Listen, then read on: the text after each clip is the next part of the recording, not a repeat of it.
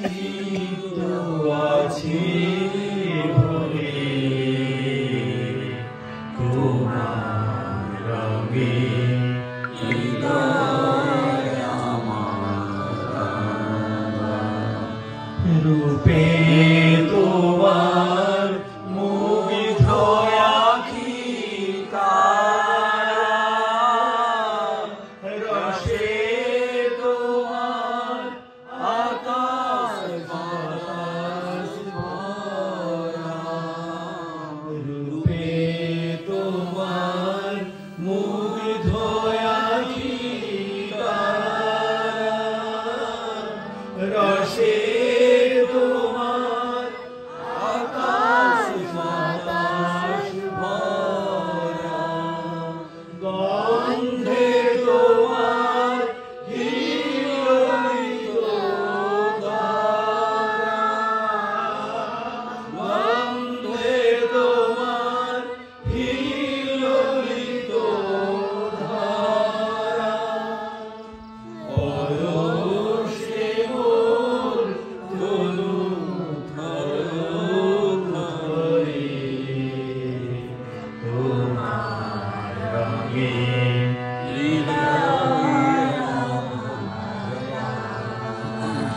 তোমায় বিদায় দেব কেমন করে বিশ্বভুবন তোমার সুরে সে সুরে মন ছিল আছে বলে তোমার রঙে হৃদয়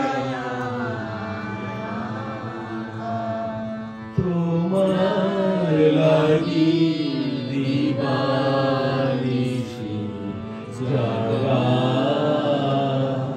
তুমি যে মোর সকল চাওয়ার পাওয়া তোমার লাগি দিবানিশি জাগা তুমি যে মোর সকল চাওয়ার পাওয়া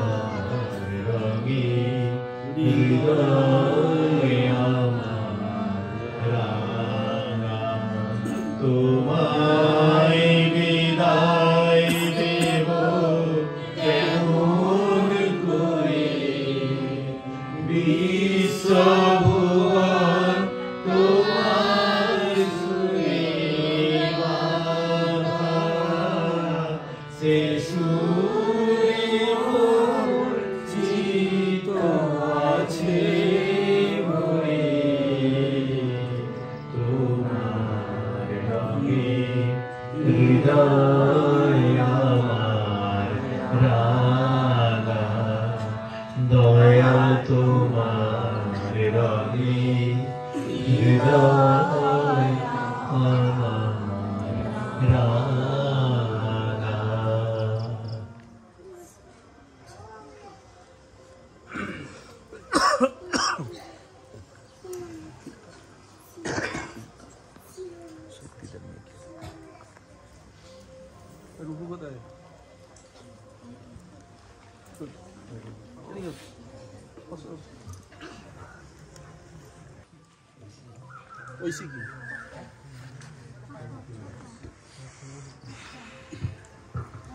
এখন ঐশিকী কয়েল সঙ্গীত পরিবেশন করছে, তার সঙ্গে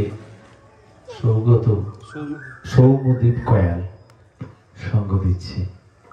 আমরা তার চরণে একটি ভক্তিগীতি নিবেদন করছি।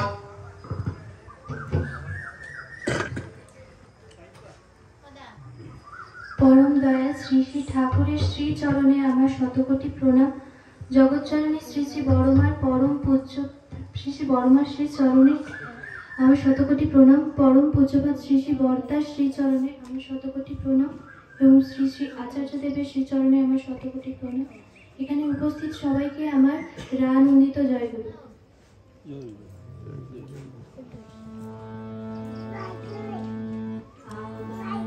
নিঃশ্বাসে অনুকূল প্রশ্বাসে অনুকূল জপে শ্রী অনুকূলের নাম। শ্রী হরি নামের সঙ্গে গাই অনুকূলের নাম।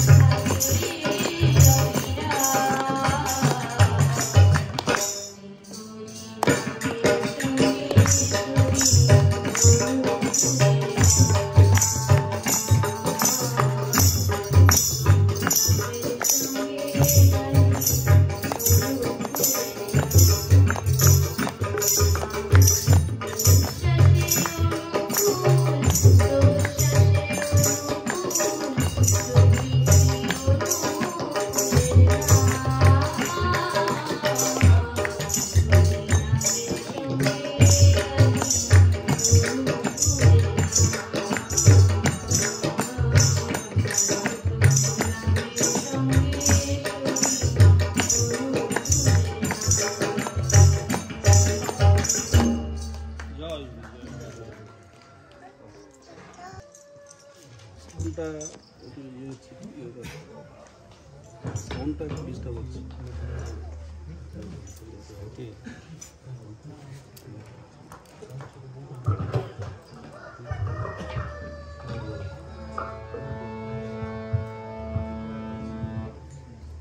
এই পরিবারেরই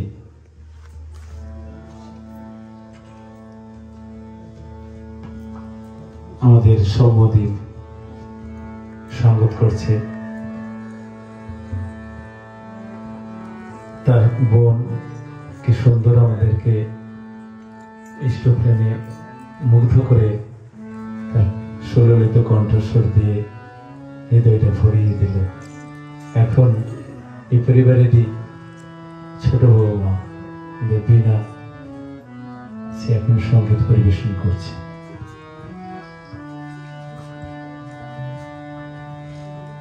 শ্রী শ্রী ঠাকুর প্রেমময় শ্রী শ্রী অনুকূল চন্দ্রের চরণে আমার শতকোটি প্রণাম এবং বড়মার চরণে আমার শতকোটি প্রণাম, বড়দার চরণে আমার শতকোটি প্রণাম এবং আচার্যদের চরণে আমার শতকোটি প্রণাম জানি।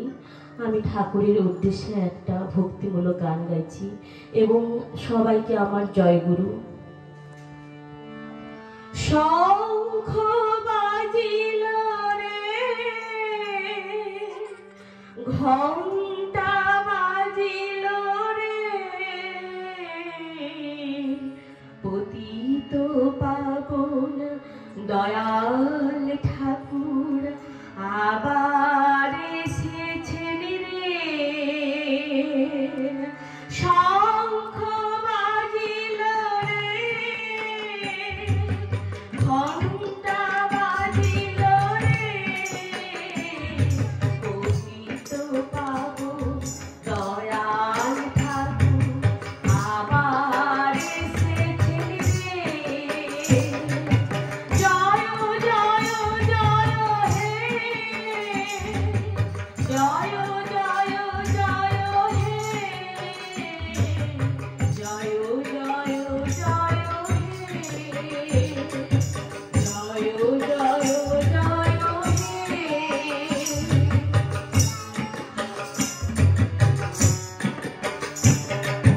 প্রণব জননী মনোমোহিনী পুরুষোত্তম জন্মদায়িনী। প্রণব জননী মনোমোহিনী পুরুষোত্তম জন্মদায়িনী। তোমারি কৃপায় আসিলেন শিবনী, তোমারি কৃপায় আসিলেন শিবনী। অর্ণের গ্লানি নাশিবায়ে, জয় জয় জয় হে, জয় জয় জয় হে, জয় জয় জয় হে। শঙ্খ বাজিল রে, ঘণ্টা বাজিল রে, পতিত পাবন দয়াল ঠাকুর আবার এসেছেন রে। জয় জয়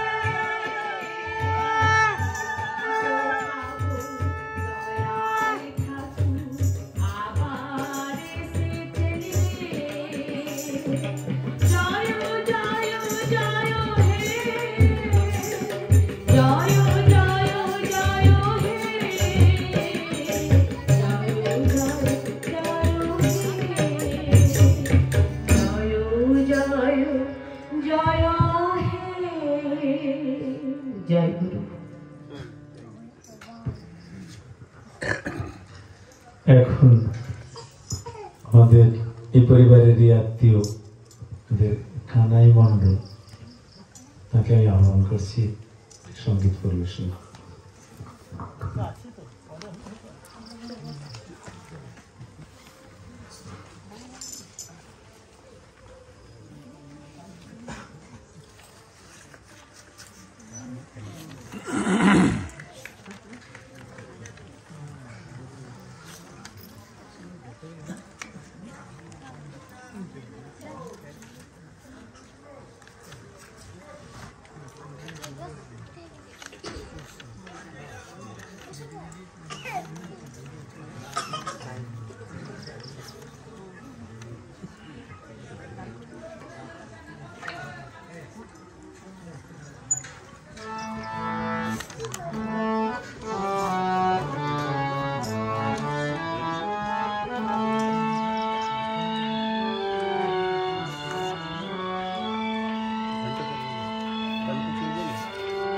ঠিক আছে, গরম নেই তো।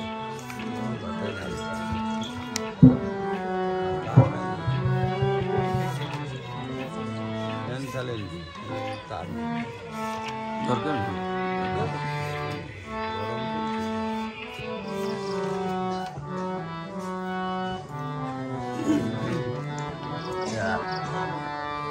হে দয়াল করুণা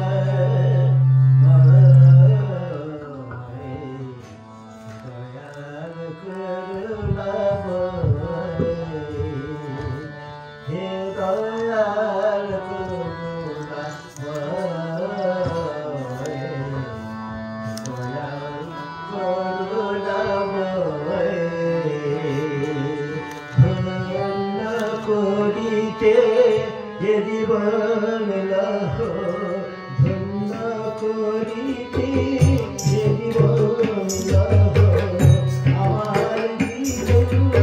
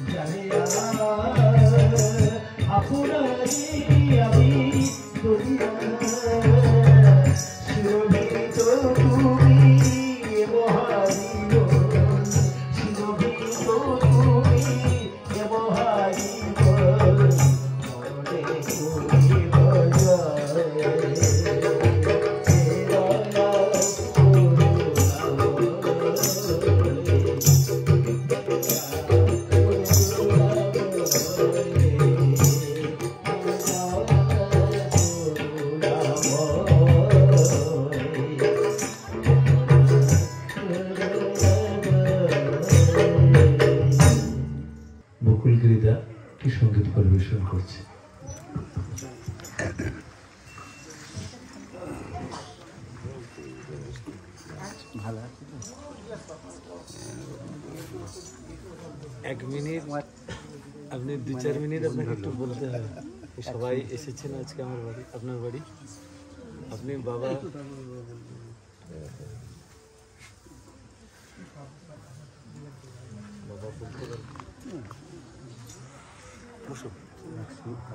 তোমার কাজ তুমি করো প্রোগ্রাম এতক্ষণ বসলো বাবা।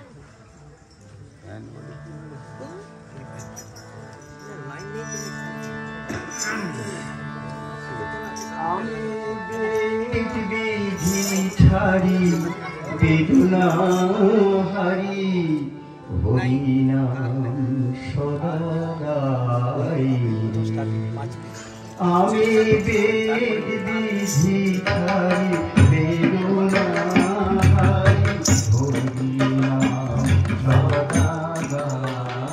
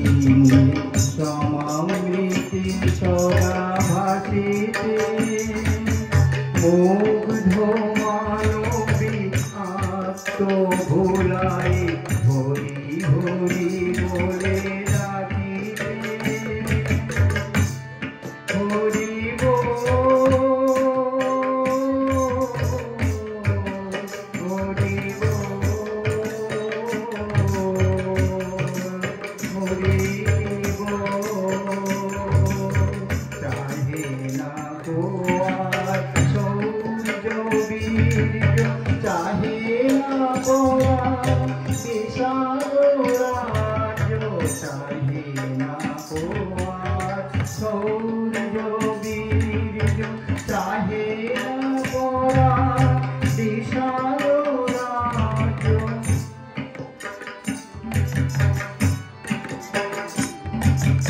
ধর্ম অর্থ কাম সকলি তেজ মুখে মুখে ছাড়ি রাম বিধি ছাড়ি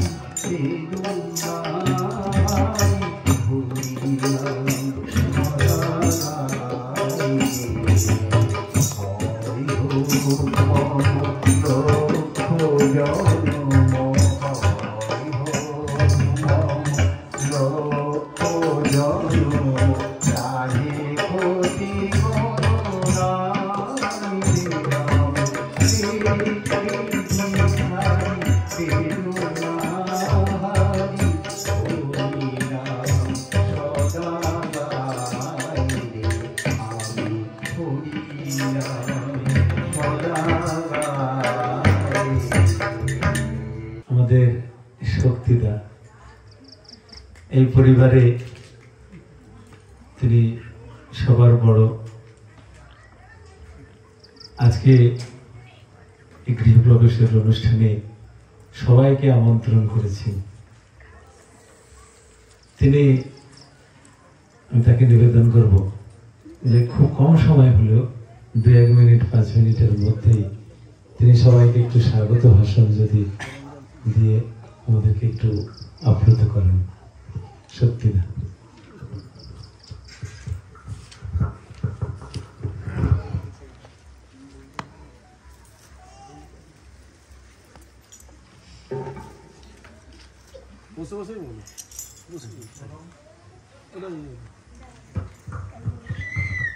হ্যালো, পরম পূজ্যপাদ শ্রী শ্রী ঠাকুরের চরণে শতকোটি প্রণাম, শ্রী শ্রী মায়ের চরণে শতকোটি প্রণাম, শ্রী শ্রী আচার্যদেবের চরণে আমার শতকোটি প্রণাম এবং উপস্থিত সকল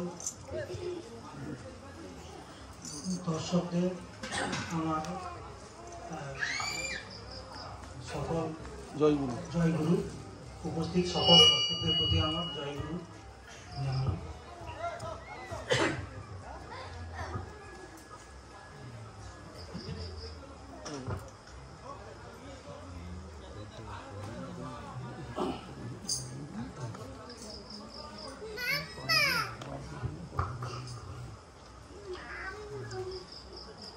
সকল উপস্থিত ভক্তবৃন্দের কয়াল পরিবারের পক্ষ থেকে সকলকে জানায় রানন্দিত জয়গুরু।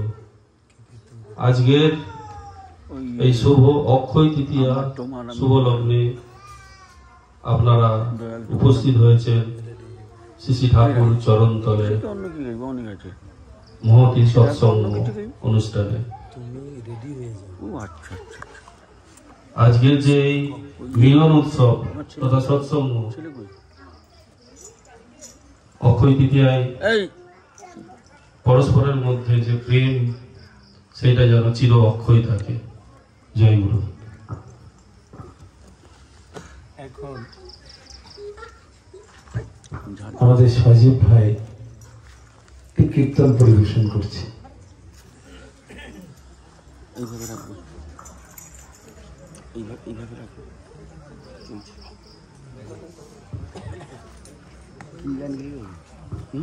দল তোমার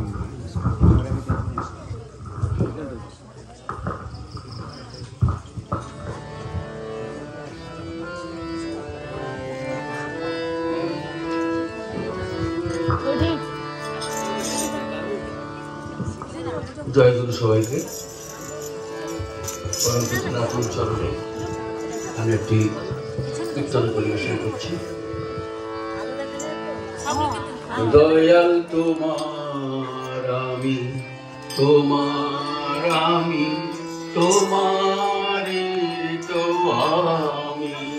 দয়াল তোমার আমি, তোমার আমি, তোমারে তো আমি। দয়াল তোমার আমি, তোমার আমি, তোমারে তো আমি। দয়াল তোমার আমি, তোমার আমি,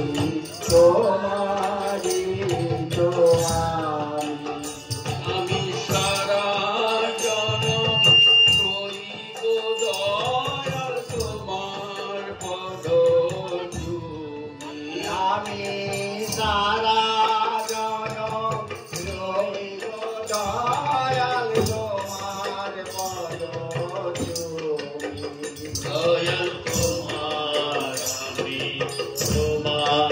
আমি, তোমারই তো আমি। দয়াল তোমার আমি, তোমারই তো আমি। হৃদে বাস করো ও গো দয়াল পতিত পাবন শ্রী মধুসূদন। দয়াল দেবা করো ও গো দয়াল পতিত পাবন শ্রী মধুসূদন। দয়াল হৃদে বাস করো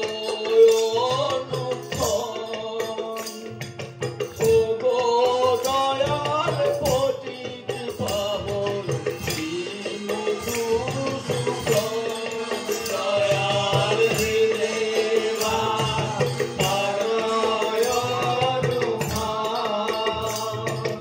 ও গো দয়াল পতিত পাবন শ্রী মধুসূদন।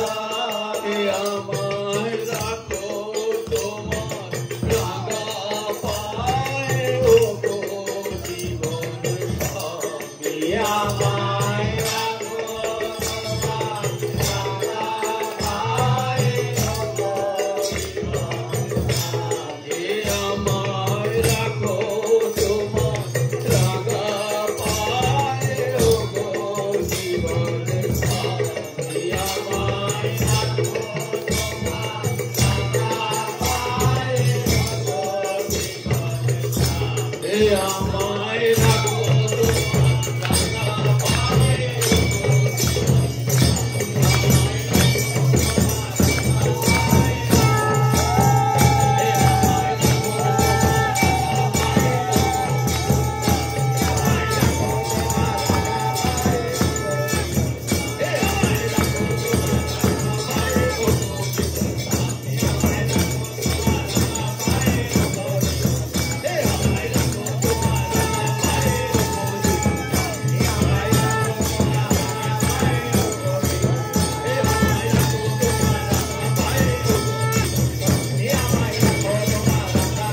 রাখো আমায় রাখো তোমার রাঙা পায়ে ও গো জীবন স্বামী। আমায় রাখো তোমার রাঙা পায়ে ও গো জীবন স্বামী। দয়াল তোমার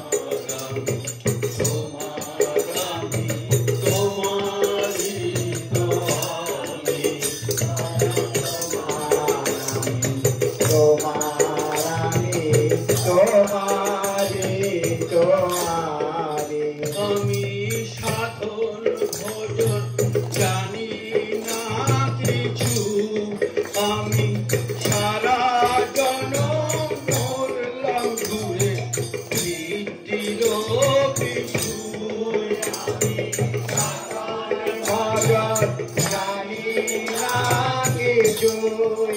আমি সারা জনম করলাম ঘুরে কিছু। আমি সাধন ভজন জানি না কিছু। আমি সারা জনম করলাম ঘুরে কীর্তির পিছু। আমি সাধন ভজন জানি না কিছু। আমি সারা জনম করলাম ঘুরে কিছু।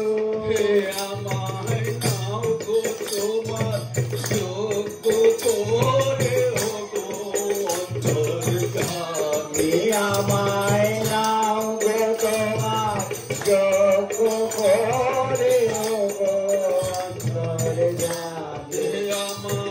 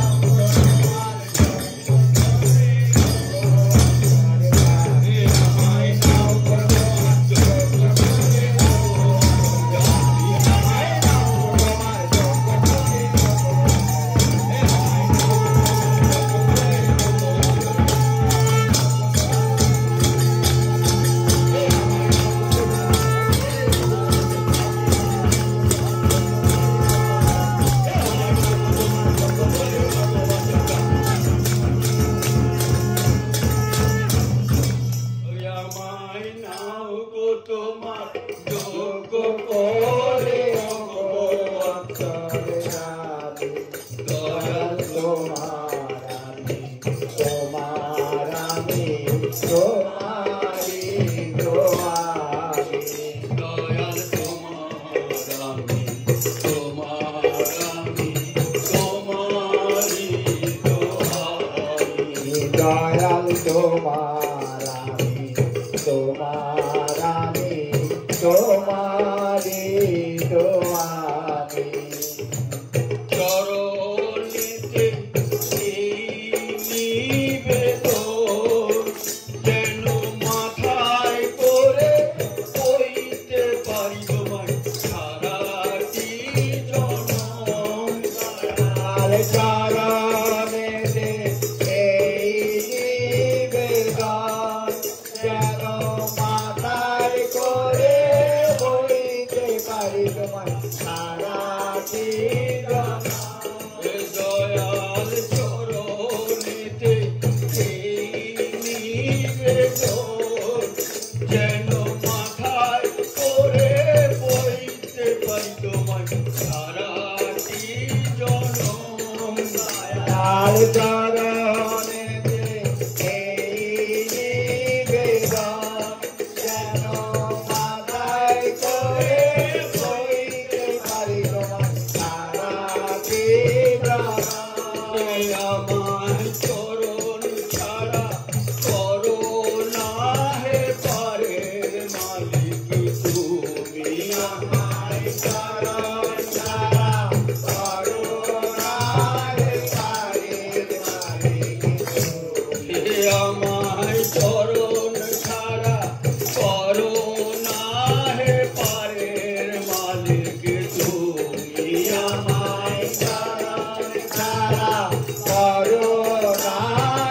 পারের মালিক তুমি আমায় চরণ ছাড়া করুণা হে পারের মালিক তুমি। আমায় চরণ ছাড়া করো না হে পারের মালিক তুমি আমায় চরণ ছাড়া করুণা হে পারের মালিক তুমি। আমায় চরণ ছাড়া করো না হে পারের ছাড়া করুণা হে পারের মালিক তুমি। আমায় চরণ ছাড়া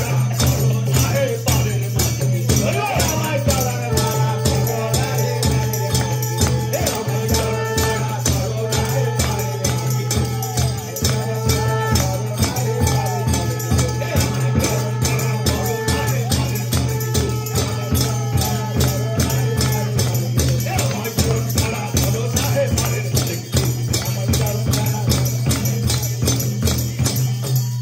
আমায় চরণ ছাড়া করো না হে পারের মালিক তুমি আমায় চরণ ছাড়া করুণা হে পারের মালিক তুমি।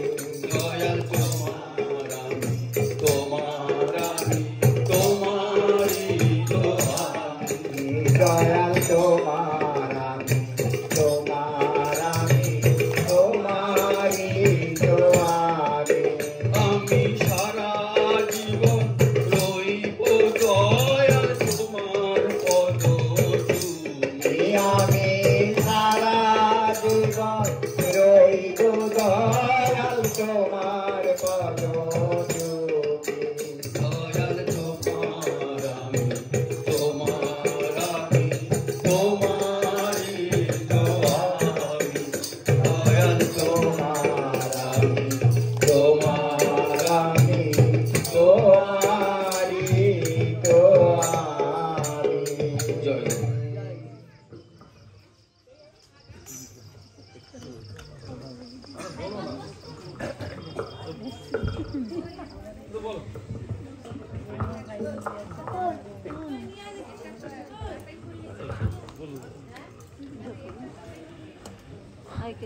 এখন ইষ্ট প্রসঙ্গ করছেন আমাদের সুজিত দুয়ারিদা, এই পরিবারেরই তিনি বড় জামাই, শিক্ষক মানুষ।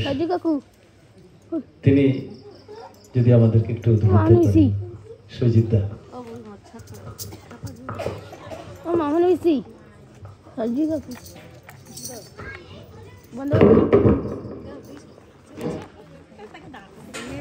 আজকের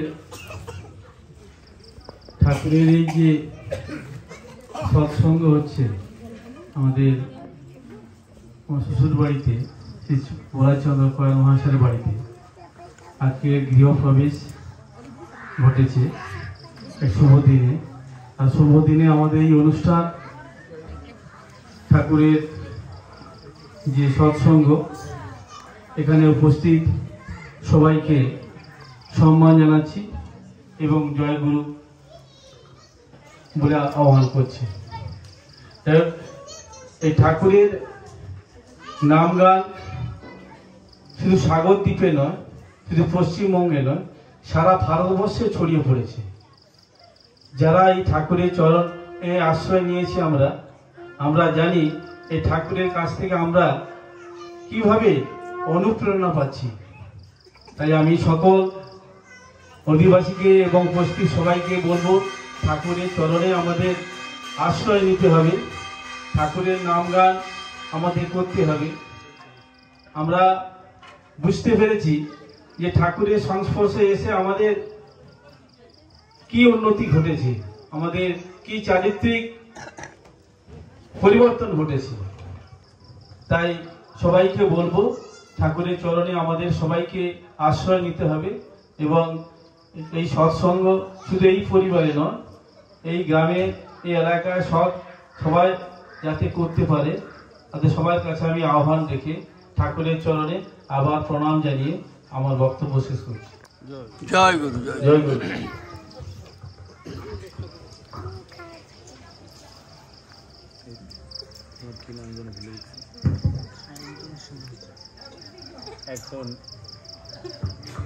আমাদের একটি ভক্তিগীতি শোনাচ্ছে সায়ন্তন সিংহ।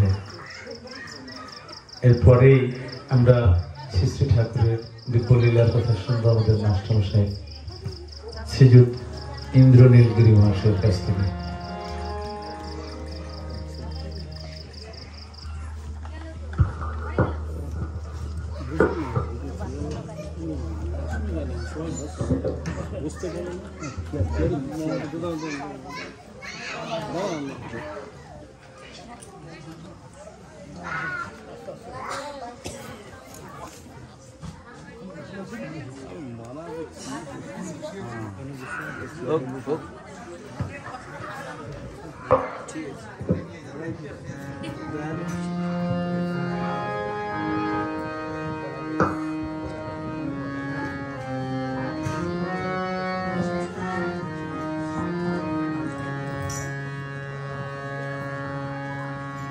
যে তৃষায় জাগিলে তোমারে হারাবো, সে তৃষায় আমার জাগায় না। যে তৃষায় জাগিলে তোমারে হারাবো, সে তৃষায় আমার জাগায় না। যে ভালোবাসায় তোমার ভুলিব, যে ভালোবাসায় তোমারে ভুলিব, সে ভালোবাসায় ভুলায় না। যে তৃষায় জাগিলে তোমারে হারাবো, সে তৃষায় আমার জাগায় না।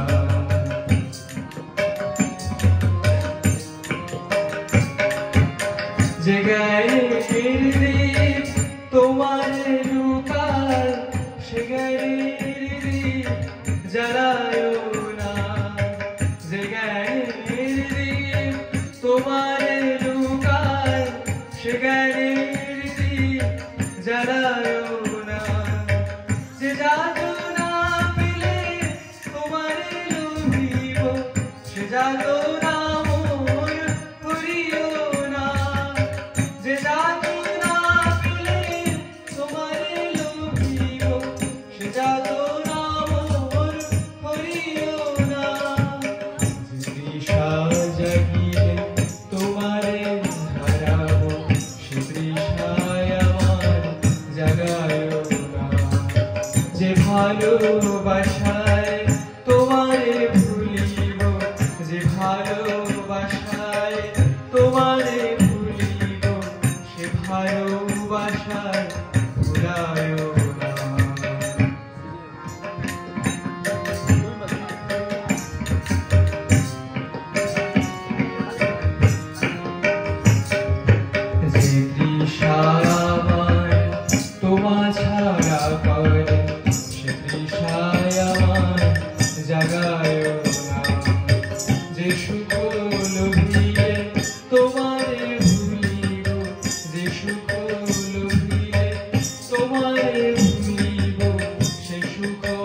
সাগরে ভাসায় না যে কথার মাঝে তব কথা নাই সে কথা আমায় শোনায় না যে কথার মাঝে তব কথা নাই সে কথা আমায় শোনায় না যে আখি ধরিলে তোমারে লোভিব সে আখির ধারা মুছায় না যে আখি ধরিলে তোমারে লোভিব সে আখির ধারা মুছায় না যে তৃষায় জাগিলে তোমারে হারাব সে তৃষায় আমার জাগায় না যে ভালোবাসায় তোমারে ভুলিব যে ভালোবাসায়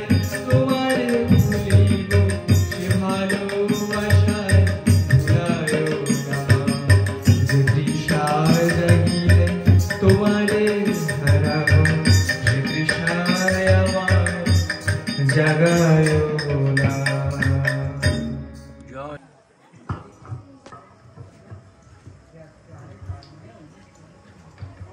गुरु ब्रह्मा गुरु विष्णु गुरुदेव महेश्वर गुरुरेव परम ब्रह्म तस्मै श्री गुरवे नमः।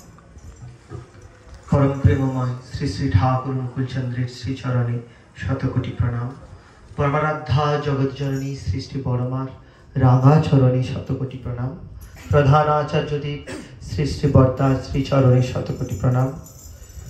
दिग्बजन जीवंत लीलाय जिनि बर्तमान श्री श्री आचार्य देवेर श्रीचरणे शतकोटि प्रणाम। उपस्थित ऋत्विक देवता श्रीचरणे प्रणाम। आमार पिता ठाकुर ओ माता ठाकुरानी श्रीचरणे प्रणाम। उपस्थित दादा मायेদের श्रीचरणे शशस्थाने प्रणाम निवेदन करी। एखुनी जे गानटी हलो से गान शुने जार चोखे जल आसे ना मने हय অনেকটাই তারা পিছিয়ে পড়েছে। ঠাকুর তো সেইটুকু জায়গাতে এসেছিলেন, বলেছিলেন যে এত সুন্দর যে তৃষা আমাকে তোমাকে ভুলিয়ে দেবে সে তৃষাই যেন আমার কোনোদিন না জাগে। আসলে আমরা সবাই সৎসঙ্গে উপস্থিত হই। ঠাকুর বলছেন যেখানে তার নাম গান হয় সেখানে সশরীরে তিনি বর্তমান থাকেন। তো আমরা আজকে তার গান কীর্তন করছি, তিনি এখানে সশরীরে উপস্থিত হচ্ছেন। ঠাকুরের যে দিব্য লীলা তা আমরা সবাই অনেকটাই জেনেছি, কিন্তু প্রশ্ন হলো যে ঠাকুরের দিব্য লীলা অনুসরণ করার আগে তার সঙ্গে জোড়া খুব জরুরি। আর জোড়ার এই পদটি দীক্ষা। অনেকের কাছে এই দীক্ষাটা ভয়ের, কারোর কাছে প্রশ্নের, কারোর কাছে আশ্চর্যের। অনেকে বলে দীক্ষা নেব কেন, দীক্ষা নিয়ে লাভ কি? আসলে আমরা যদি সবাই লাভ ক্ষতির হিসাব করতে বসি তাহলে মাও বলে উঠবে তোকে জন্ম দিয়ে আমার লাভ কি, তাই না? তাহলে মাও তো কখনো লাভ ক্ষতি না দেখেই সন্তানদের যত্ন করেন, তাই না? তাহলে ওটা কথা না, লাভ ক্ষতি নিয়ে তো কথা নেই। কথা হচ্ছে ঠাকুরকে ধরবো কেন। আজকের যে যুগ তাতে ঠাকুরের প্রাসঙ্গিকতা কোথায়? একটা অগ্নিগর্ভ সময়ের মধ্য দিয়ে আমরা যাচ্ছি, আর যে সময় ঠাকুরের প্রয়োজনীয়তা অত্যন্ত প্রয়োজন। আমরা সবাই মূল্যবোধ হারিয়েছি। শিক্ষকেরা হারিয়েছে তার সম্মান। ঠাকুর বলেন শিক্ষকের নাই ইষ্টে প্রাণ, কে জাগাবে ছাত্র প্রাণ। আবার আমাদের বললেন ওই আমরা ঝগড়া করে বেড়াচ্ছি, ছেলে মেয়েরা দেখছে, সেটা তারা গুটিয়ে গুটিয়ে রাখছে, আমরা সবাই ডিস্টার্বড হয়ে আছি। আর সেই সময় ঠাকুরের আবির্ভাব। দীক্ষা কথায় এসেছিলাম। দীক্ষা কথার অর্থ হলো দক্ষতা অর্জন করা ঠাকুরের ভাষাতে। যদি আপনার দীক্ষা শব্দটাকে ব্যুৎপত্তিগত অর্থতে যান তাহলে দেখবেন দিক ধাতু থেকে উৎপন্ন হচ্ছে, যার সাময়িক অর্থ হলো দক্ষতা অর্জন করা। কিসে দক্ষতা অর্জন করবো আমরা? নাম গান করার দক্ষতা না, জীবনে চলার পথের দক্ষতা। জীবনে চলার পথের দক্ষতা আমরা কিভাবে চলবো, ছোট্টবেলায় কেমন ভাবে চলবো, একটু বড় হলে কেমন চলবো, তার থেকে আরেকটু বড় হলে চলবো কেমন, বাবা মা হব যখন তখন চলবো কি করে, দাদু ঠাকুমা যখন হবো তখন কেমন চলবো, এমনকি যখন শেষ অবস্থায় সন্ন্যাসকৃত জীবনের দিকে পৌঁছবো তখন কেমন চলবো, এই দক্ষতা অর্জন করিয়ে দিতেই ঠাকুরের আবির্ভাব।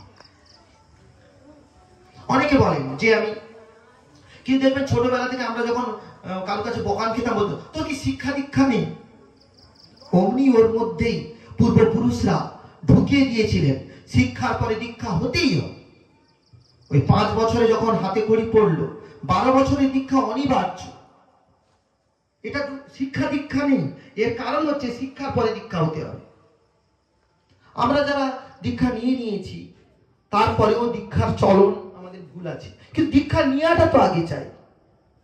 তা ঠাকুর যখন দীক্ষা বলেন, অনেকে এই দীক্ষাটা হলো, অনেকে বলছে দীক্ষা নেব কেন, এই তো হরে কৃষ্ণ কৃষ্ণ কৃষ্ণ হরে হরে, হরে রাম এই 16 অক্ষর মন্ত্র তো সবসময় জপছি, তাহলে আবার দীক্ষা কিসের?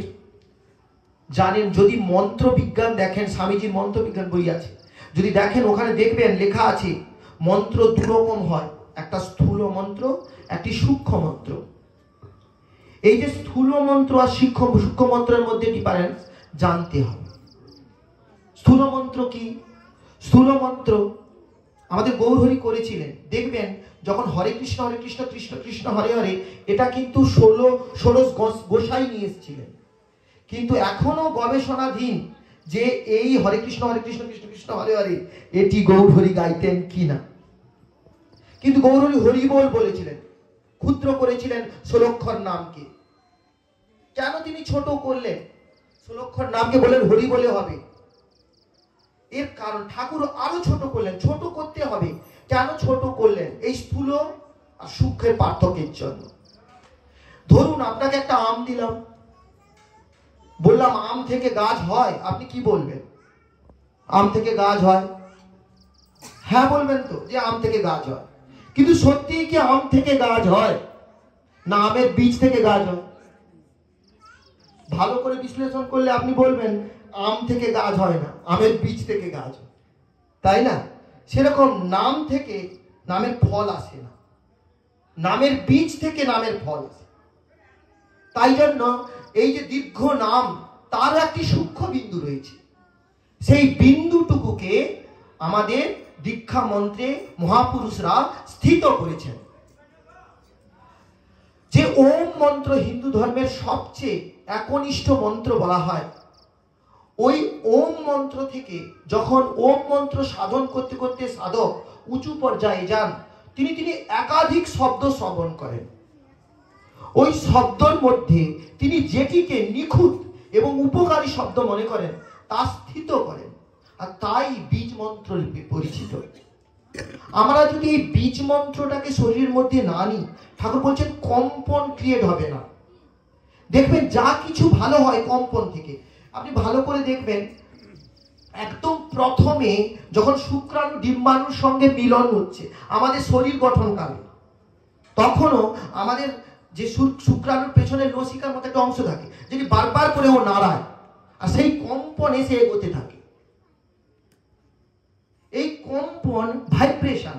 আপনি একটা ফিজিওথেরাপি করতে যাবেন, ওখানে দেখবেন আপনার হাতকে কাঁপাচ্ছে, যাতে ব্লাড সার্কুলেশনটা কি হয়, হাই হয়। ঠাকুর বলছেন কম্পন আছে ওই বীজ নামের মধ্যে, আপনি স্থূল নামের মধ্যে পাবেন না। আর ওই জন্য ওই বীজ নাম গ্রহণ করা চাই, প্রথম কাজ ওই বীজ নাম গ্রহণ। আর ওই বীজ নাম গ্রহণ করতে গেলে আপনাকে দীক্ষা স্থিত হতেই হবে, মানে দীক্ষা মারফত যিনি যে মহাপুরুষ যে নাম পেয়েছেন, তাকে যে পদ্ধতিতে তিনি প্রেরণ করেছেন সেরকম ভাবেই আমাদের গ্রহণ করতে হবে। কেন গ্রহণ করতে হবে? আমি আবার ছোট ছোট উদাহরণ চলে আসছে। ধরুন আপনি কড়াতে রান্না করছেন, তেল দিয়ে দিলেন, তারপরে যদি জল দিয়ে দেন, তেলটার কি অবস্থা হবে? তো ঠিক রে, তো আপনাকে বিপদগ্রস্ত করে দিতে পারে। কিন্তু তেল দেওয়ার পর মায়েরা খুব ভালো করে জানে হলুদ দিয়ে দিতে হবে তেল মারার জন্য, যাতে তেলটা না ঠিক রাখে, তাই না? আপনারা করেন তো? সেরকম নাম করলে হবে না, নামের যে একটা পদ্ধতি আছে। আমাকে অনেকে বলে যে আর মাস্টারমশাই আপনি তো নাম টাম করেন, তো নামে ফল কি? অনেকে বলে। আমি বলি আপনি ঠিক করেন, যেমন ঠাকুর বলেছেন তেমন করেন। একবার ঠাকুর যেমন বলেছেন তেমন করে দেখুন না, সমস্ত সমাধান ওই ঠাকুরের পদ্ধতি মাফিক করলে আছে। আর যদি বলেন ঠাকুরের কে আমি ধরেছি কেন, আমি ঠাকুরের দিব্য কত কি ক্ষমতা, তিনি তো ভগবান, তার তো দিব্য ক্ষমতা থাকবেই, তাই না? কিন্তু ঠাকুরকে আমি একটা দিব্য মানুষ হিসাবে প্রথম জীবনে গ্রহণ করি। তিনি যা যা বলেছেন তা একটা বিশাল উপন্যাস। কারণ প্রথম বলি, ঠাকুর বলছেন যে প্রণামের চাষ কর। দেখুন এই প্রণামের চাষ কর, আমাদের যে এখানে, আমি তো এই মাত্র 2-3 বছর এখানে ওই কালীগিরি অবৈতনিক প্রাথমিক বিদ্যালয়ে টিচার হয়ে এসেছি, ট্রান্সফার হয়ে এই কদিন আগে এসেছি। আমি এখানে একটা জিনিস আমি খুব ভালো করে দেখেছি। আমি ওদের বাচ্চাদের বললাম যে তোমরা প্রতিদিন মা বাবাকে প্রণাম করেই স্কুলে আসবে। তো বলা হলো, তো বাচ্চারা ঠিক আছে স্যার। তারপরের দিন বললাম যে এসে বলতে হবে কিন্তু কে কে প্রণাম করে এসেছি। তো এই এলাকার ছাত্রছাত্রী অনেক ওখানে যায়, তো ওরা সব শুনছে, ও ভালো মতো জানে যে ওদের বললাম, তোরা গেল গিয়ে কেউ হাত তুলে বললো যে আজকে প্রণাম করে এসেছি, কে বলছে মা বড় যে ছিল, কে অমুক তুমুক এইসব। আর কেউ বলছে, মা বলছে অত ঢংটং দেখাতে হবে না, চলে যেত।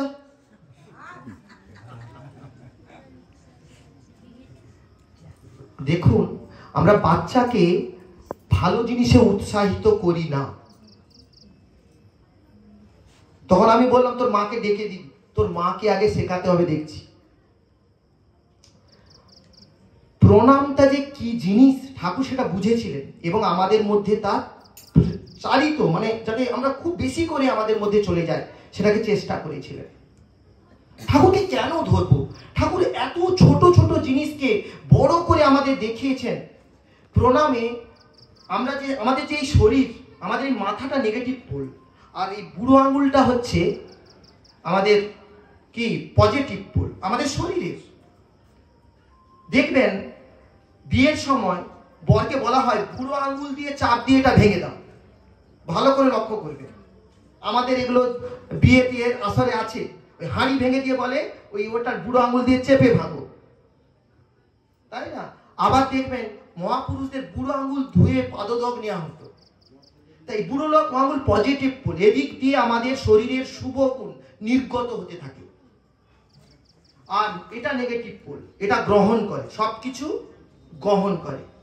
যেই মাত্র আপনি মাথা ঠুকিয়ে প্রণাম করছেন, অমনি যে সামনে দাঁড়িয়ে থাকা লোকটির বুড়ো আঙুল আপনার সামনে আছে, ওখান থেকে ওর সদ্গুণগুলো নির্গত হচ্ছে।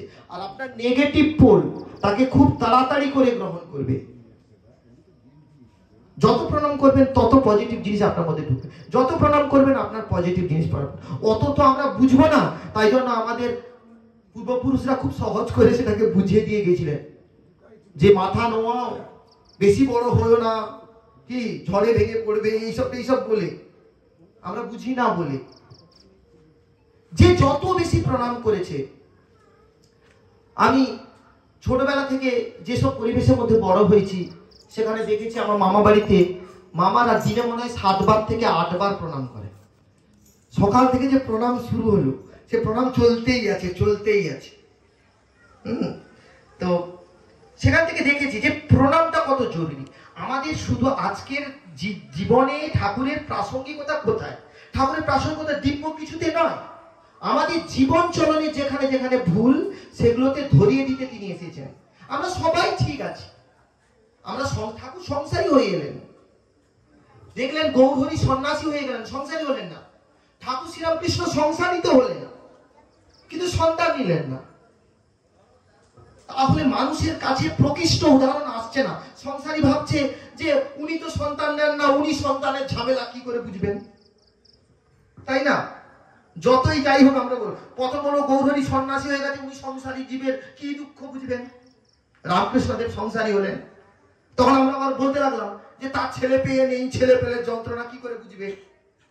তাই ঠাকুর এবারে সংসারী হলেন, পূর্ণ দস্তুর সংসারী। বউ হলো, বাচ্চা হলো, নাতিপুতি হলো, কিন্তু ভক্তরা তাকে চিনতে ভুল করলো, ঠিক ধরে ফেলল। ঠাকুর সংসারী হয়ে এলেন, যে দেখ আমিও সংসারী করছি, আমিও সংসার করছি, তোর মতো বউ আছে, আমার বউ আছে, তোর ছেলে আছে, আমারও ছেলে আছে, তোর নাতি আছে, আমারও নাতি আছে, তবে লোকে আমায় ঠাকুর কয় কেন, তোকে কেন ঠাকুর কয় না? এর কারণ হচ্ছে ঠাকুর সংসারের থেকে সংসারী কেমন হতে হয় তা শেখাচ্ছেন। আমাদের শিখতে হবে। আমরা যদি তার জীবন পড়ি তাহলে তার কথা বলে ঘন্টার পর ঘন্টা কেটে যাবে, কিন্তু সময় তো একটা নির্দিষ্ট সময়ের মধ্যে আমাদের পিরিয়ড থাকে। আমি যখন বলতে থাকি আমার ইয়ত্তা থাকে না, তখন আমাদের শ্রদ্ধেয় ঋত্বিক দাদা বলে যায় এইটুকু। ঠাকুর তো বিশাল গ্রন্থ, তাকে বলতে থাকলে থামা যাবে না। আমি আমার স্কুলের বাচ্চাদের বলতে থাকি, বলছে এই স্যার বলছে, কেন বলতে থাকি, ওরা কিছুই বোঝে না, ওরা ছোট ছোট। কিন্তু আমি জানি ওই 20টার মধ্যে একটা বাচ্চা যদি আমার কথা ধরে ফেলতে পারে তাহলে সে হিরো হয়ে যাবে, লাইফে হিরো। আমি সেটুকু আশাতে সব সময় বলতে থাকি, যদি আগড়াগুলো উড়ে গিয়ে ওর মধ্যে ধান স্থিত হয়। আমরা যারা টিচাররা আমরা দেখেছি, আমি অনেক কথা উঠছে এই জামানায়, তাই না? কিন্তু শিক্ষকরা যদি নিজেদের জীবন দর্শন তৈরি করেন, আমার মনে হয় তাহলে যে শিক্ষক সিগারেট খায় সে কখনোই ছাত্রদের বলতে পারে কি তুমি ধূমপান করো না, তাই না? আগে শিক্ষকদের জীবন দর্শন হওয়া চাই, চারিত্রিক গুণ, স্বামীজি বলেছিলেন একেবারে পরিষ্কার চরিত্র হওয়া চাই। যারা পশু হয়ে আছো তারা মানুষ হবে, যারা মানুষ হয়ে আছো তারা দেবতা হবে। আমরা কি তাই হয়ে উঠছি? কিন্তু আক্ষেপ করে চলে গেছেন, ঠাকুরও খুব আক্ষেপ করেছেন, তার কথা আমরা শুনছি। তোরা শুধু আমাকে ফটো বানিয়ে ফুল দিয়ে বলিস ঠাকুর ঠাকুর, আমার কথা কিছু শুনিস নে। আমি যেখানে বলি বারবার বলছি ঠাকুরের আক্ষেপ আমাদের উপরে আছে। প্রথম নীতি 3টে ঠাকুর বলেছেন, সেটাই আমরা ঠিক ঠিক করে উঠতে পারি না, তারপরে তো আরো 2টো নীতি আছে। পঞ্চনীতি ঠাকুর বললেন যজন যাজন ইষ্টপ্রীতি, তারপরে আবার সত্যেন সদাচার নিয়ে এসেছিলেন ঠাকুর। কিন্তু প্রথম যে সহজ 3টে নীতি তাই ঠিকঠাক করে উঠতে পারছি না। আমি শুনেছি, আমি পরে এসেছি এখানে এসে শুনেছি যে এখানে প্রচুর মানুষ দীক্ষিত, কেউ ইষ্টভীতি করে না। অথচ ঠাকুর বললেন ইষ্টভীতি করে দেয়। ইষ্টভীতি না করলে আমি যে খাটে বসে আছি সেই খাটের পায়া ধরে নাড়ালেও আমি কিচ্ছু করতে পারি না। বুঝতে পারছেন না? আপনার ব্যাংকে টাকা জমা দিলে আপনি ওই টাকা পরবর্তী সময় তুলতে পারেন। আপনি যদি কিছু না দেন কি করে আশা করেন তিনি আপনার জন্য করবেন? আপনি করবেন না নাম, আপনি করবেন না ধাম, আপনি কোনো কিছু তাকে অর্ঘ্য নিবেদন করবেন না, কিচ্ছু করবেন না, শুধু আশা করবেন তুমি করনি, তুমি করনি, তুমি করনি। ইষ্টভীতি সবাই বলতো। ওই যে একটা গল্প আছে, ওই যে একজন ঠাকুরের কাছে যায় না, বলে যে তোমাদের ঠাকুর গেলেই শুধু চাই চাই চাই করে, এটা দে, ওটা দে, সেটা দে। ওই তার বউটা যখন মরতে বসলো তখন সবাই বললো যাও যাও দেওঘর থেকে ঘুরে আসো, ঠাকুর আছেন তিনি ঠিক করে দেবেন। ধুর, তোমার ঠাকুর গেলে শুধু এটা দে সেটা দে বলে। আমার ঠাকুর শুধু দে দে বলে তো, অনেক সমস্যা আছে, শুধু বলে দে দে দে দে। তো গেলেন না। যখন বউটা একেবারে অবস্থা খারাপ তখন বললো যাই একবার ঘুরে আসি, দেখি যদি কিছু হয়। আমরা সবাই এই ধান্দাতেই চলি, ঠাকুরকে ভালোবেসে ধরি না কেউ, সবাই ধান্দায় ধরি তাকে। তারপরে যখন গেলেন ঠাকুরের কাছে, না পৌঁছতে পৌঁছতে ঠাকুর ডেকে ওরে ছুটে ছুটে আমাকে একটা লোহার সিন্ধুক এনে দে, এক্ষুনি এনে দে। দেখেছো না, ঢুকতে ঢুকতে বলে দে। আমি ঢুকিনি আশ্রমে, ছুটে এসে বলে বুড়ো যে আগে আমাকে একটা লোহার সিন্ধুক এনে দে, শুধু দে আর দে। তো ঠাকুর রেগে মেগে পালিয়ে গেল। বাড়ি গিয়ে দেখলো বউ মারা গেছে, তার সৎকার করলো, কিন্তু মনের খুঁতখুঁতানি গেল না। তিনি বড় একটি জ্যোতিষীকে দেখালেন যে তার স্ত্রী দোষ ছিল। বলছে আপনি যদি একজন সৎ ব্রাহ্মণকে একটু লোহা দান করতেন তাহলে আপনার স্ত্রী বেঁচে যেত। মনে পড়ে গেল ঠাকুরের কথা। দেওঘরে পৌঁছানোর সঙ্গে সঙ্গে ঠাকুর বলেছিলেন ওরে আমাকে একটু লোহার সিন্ধুক এনে দিতে পারিস? ছুটে গেলেন পাগলের মতো ঠাকুরের কাছে, পা জড়িয়ে ধরে পড়লেন। ঠাকুর বললেন, আমার হাতে তো সময় ছিল না, আমি তোকে তো চেয়েছিলাম লোহার সিন্দুক দিতে, তুই দিলি না, আমি করব কি? আসলে ইষ্টভৃতি কি ফল করে সেটা ভুলে যান। ইষ্টভৃতি করুন। ইষ্টভৃতি মানে কি? আমাদের পাড়াতে বহু মানুষ আছে যারা রজত মূল্য অর্থাৎ পয়সা দিয়ে ইষ্টভৃতি করতে পারে না। আমি তাদের বলেছি, মা তুমি ফুল দিয়ে ইষ্টভৃতি করো, জবা ফুল দিয়ে ইষ্টভৃতি করবে, কারণ জবা ফুল শুকিয়ে গেলে বাজারে বিক্রি করা যায়। তুমি প্রতিদিন জবা ফুল দিয়ে ইষ্টভৃতি করবে। কত আর হবে কোটি? বলে কত হার হবে কোটি? জবা ফুল জমে জমে বড় জোর 100 গ্রাম হবে। আমাদের 100 গ্রাম বাজারে বিকলে কত পয়সা হয়? 5 টাকা। ওই 5 টাকাই আপনি পাঠাবেন ইষ্টভৃতি। চাল দিয়ে রেশনের দৌলতে এই চালের অভাব কারো বাড়িতে নেই। আমি 3 দানা চাল দিয়ে ইষ্টভৃতি করো। ইষ্টভৃতি করতে চাইলেই আপনি করতে পারবেন। কিন্তু আমি শুনেছি এখানকার প্রচুর মানুষ ঠাকুরের রাস্তা ইষ্টভৃতি ভুলেছে, ঠাকুরকে খেতে দেয় না। তার বাড়িতে ঠাকুর গেছিলেন, কিন্তু ঠাকুর আছেনও, তাকে খেতে দেয় না। কি করে? বাতাসা দিয়ে ওই বাতাসা নিজে খেয়ে নেয়, এরকম প্রসাদ দেয়। ইষ্টভৃতিটা আমি সবাইকে বলছি, আপনারা ইষ্টভৃতি করুন। রজত মূলে করতে হবে এমন কোনো নেই, পয়সা দিয়ে করতে হবে, চালে করুন, যা যা আছে তাই দিয়ে করুন। আমি তো তোমায় দিয়েছি বলো, আমি আমার ক্ষমতা মতো তোমায় দিয়েছি বলো, আমি যতটুকু দিয়েছি তুমি ততটুকু দাও। ওই যে রবীন্দ্রনাথের আবার কৃপণ কবিতা আছে, আপনারা জানেন তো? ওই যে রবীন্দ্রনাথের কৃপণ কবিতা, ওই রাজা মহারাজ বলছে, আমাদের অনেকে, আপনারা যারা আমরা ঠাকুরের কাজ করি তারা কিন্তু অনেকবার শুনেছি প্রশ্ন, আপনার ঠাকুর তো ভগবান, সে আবার চায় কেন? রবীন্দ্রনাথ কিন্তু ইষ্টভৃতির গুরুত্ব খুব ভালো বুঝেছিলেন। উনি বললেন, রাজা সিংহাসনে রথে চড়ে আসছে, রাস্তা দিয়ে ভিখারি যাচ্ছে, হঠাৎ করে রাজা কি করলো? ওই রথ থেকে নেমে এসে ভিখারির কাছে হাত পেতে বলছে যে, আমায় কিছু দিতে পারো? বলি, তুমি রাজা, আমি ভিখারি, তুমি আমার কাছে চাও? তখন বলল, বহু দ্বিধা নিয়ে ভিখারি এক কোনা বার করে রাজাকে দিল। রাজা তাই আনন্দে মুড়ে নিয়ে চলে গেলেন হাসতে হাসতে। ভিখারি যখন দিনের শেষে ঘরে ফিরল আর তার ঝোলাটা উল্টালো, কি দেখলো গো মা? একটা সোনার কণা জল জল করছে। ওই কবিতাটা আছে, গীতাঞ্জলির প্রথম কবিতা। রবীন্দ্রনাথ ওয়ার্শিপ অফ গড, ভগবানের উদ্দেশ্যে গীতাঞ্জলি দিয়েছিলেন, যেটা তিনি নোবেল পুরস্কার পেয়েছিলেন। তার প্রথম কবিতা কৃপণ। ওই কবিতাতে রবীন্দ্রনাথ ইষ্টভৃতি প্রসঙ্গটাকেই সুন্দরভাবে কবিতাতে প্রকাশ করেছেন। তিনি রাজার রাজা, ভিখারি হয়ে আপনার সামনে দাঁড়িয়ে বলছে, ওরে তুই তো ভিখারি, তো আমাকে ভিক্ষা অন্য যা পেয়েছিস তাই দে। আমরা দ্বিধাতেও তাকে দিই না, বলি তোমার ঠাকুর রাজার রাজা, আবার চাই কেন? তো দিয়ে দেখুন না, যদি সোনা না ফেলে তাহলে বলবেন। প্রাণ আকুতি দিয়ে একটু দিয়ে দেখুন। সেই কৃপণ কবিতার শেষে আক্ষেপ আছে ভিখারির, বলছে, তখন কেন আমি আমার সবকিছু উজাড় করে তাকে দিই? ঠাকুর দাঁড়িয়ে দাঁড়িয়ে এসে হাত পেতে যাচ্ছে, আপনারা কেন তাকে ফিরিয়ে দিচ্ছেন? কেন? আমি তো বুঝতে পারি না। আপনাদের বাচ্চাগুলোকে ধরে ধরে বলি, ওরে প্রতিদিন ঠাকুরকে ফুল দিবি, প্রতিদিন দেখবি তাকে একবার। সে তো ঘরে সিংহাসনে বসে বসে বোর ফিল করে।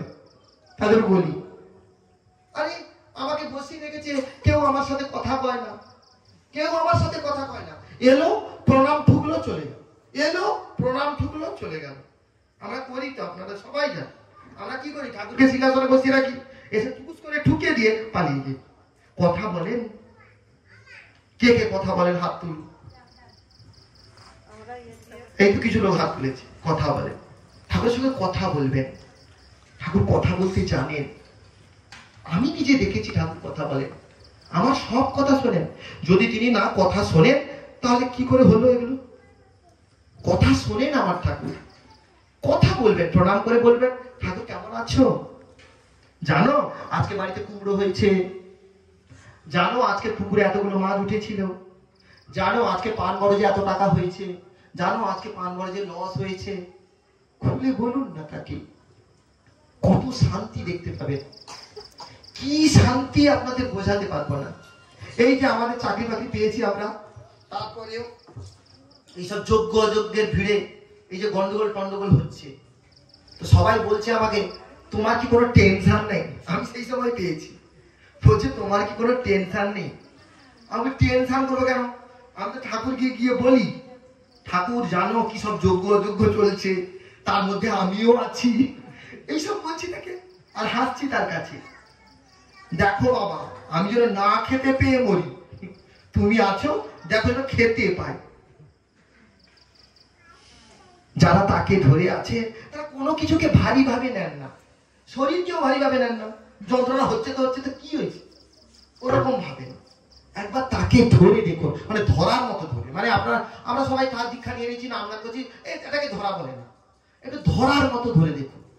আমি ফল পেয়েছি,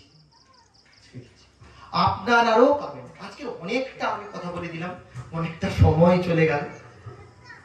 সবার কাছে করজোড়ে নিবেদন করছি, এই এলাকায় যারা এসেছেন, যারা আসেননি, ঠাকুরকে ধরেছেন বা যারা এখনো ধরেননি, তারা ঠাকুরকে ধরে দেখুন।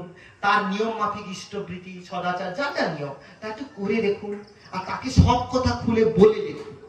তিনি সব করে দিতে পারেন, তিনি সব পারেন, তিনি সব পারেন। আমার ঠাকুর আপনার ঠাকুর, আমার ঠাকুরই তো আপনার ঠাকুর। আমি তার, আপনি তার, সবাই আমরা তার। জয় গুরু, বন্দে পুরুষোত্তম।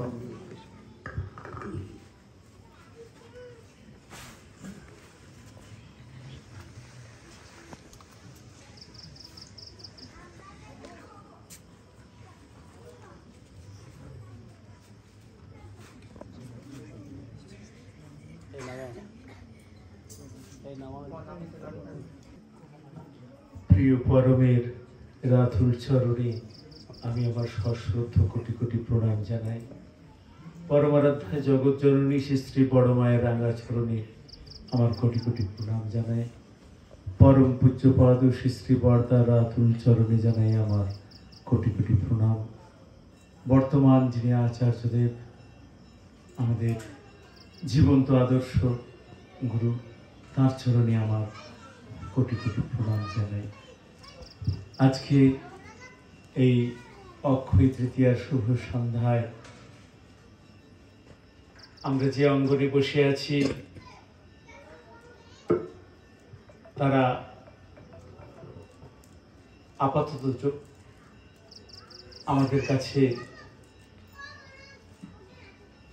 ইষ্ট সাধনার একটি পরম সৌঠক।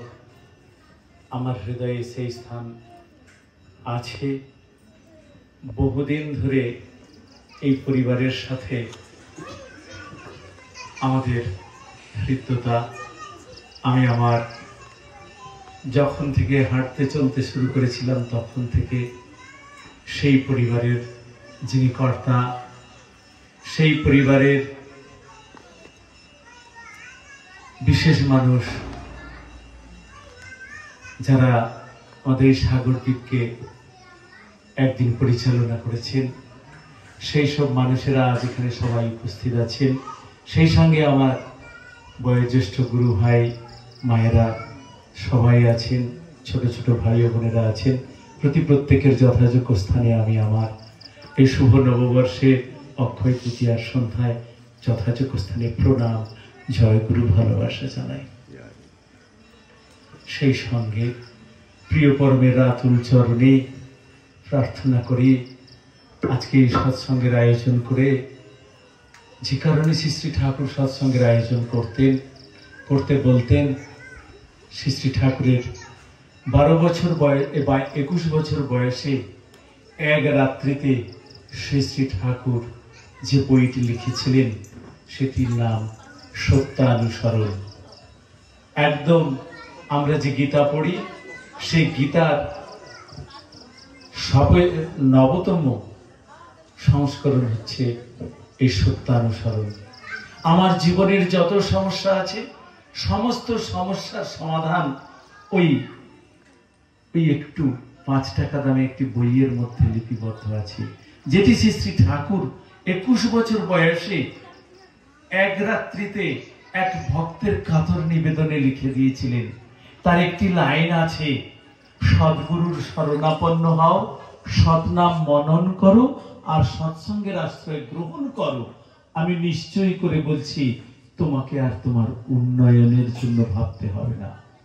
এই সৎসঙ্গের আয়োজন করা, সৎসঙ্গের আশ্রয় গ্রহণ করা, অর্থাৎ তার আসন পেতে সবাইকে নিয়ে বসে কিছু সময় গান কীর্তন কথা আলোচনার মধ্যে দিয়ে সৎসঙ্গ করা হয়। এখানে তিনিই কেবলমাত্র একমাত্র সৎ, আর আমরা তার সঙ্গ করি। তার জীবন, তার চলা বলা, কথা কওয়া, যা কিছু নিজেরা উপলব্ধি করি, তার সঙ্গ করলে সেই উপলব্ধি আমার জীবনে আসে। তো বললেন এই সৎসঙ্গের আশ্রয় গ্রহণ করলে আমার জীবনে উন্নয়ন আসে, এমন সুন্দর করে তিনি বললেন। আর সেইটি আজ সারা পৃথিবীর কোটি কোটি মানুষ অনুসরণ করে তার সঙ্গ সুখ লাভ করছে। শ্রী শ্রী ঠাকুরের জন্ম 1295 সালের 30শে ভাদ্র শুক্রবার শুভতাল নবমী তিথিতে। আজ 136 বছর আগে, এমন কিছু দিন নয়, শ্রী শ্রী ঠাকুর যখন তার দিব্য লীলার প্রকাশ হলো, তাতেও আরো 20 বছর সময় চলে গিয়েছে।